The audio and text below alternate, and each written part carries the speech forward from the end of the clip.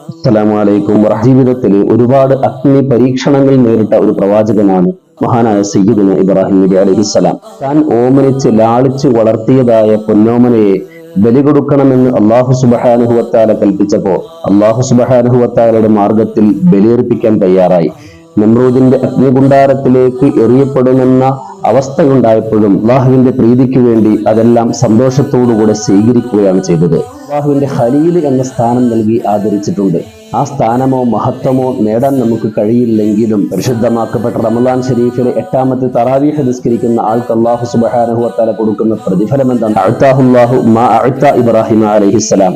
ഇബ്രാഹിം നബി അലൈഹിസ്സലാം ജീവിതത്തിൽ അനുഭവിച്ച ത്യാഗങ്ങൾക്ക് അല്ലാഹു തആല കൊടുക്കുന്ന പ്രതിഫലം, ആ പ്രതിഫലം ഇന്നത്തെ തറാവീഹ് നിസ്കരിക്കുന്ന ആളുകൾക്ക് നൽകുമെന്ന് നബി സല്ലല്ലാഹു അലൈഹി വസല്ലം തങ്ങൾ പറഞ്ഞിട്ടുണ്ട്. ആ രീതിയിൽ സ്വീകരിക്കപ്പെടുന്ന തറാവീഹായിട്ട് നമ്മൾ ഓരോരുത്തരുടെയും തറാവീഹിനെ കബൂൽ ചെയ്യുമാറാകട്ടെ. അസ്സലാമു അലൈക്കും.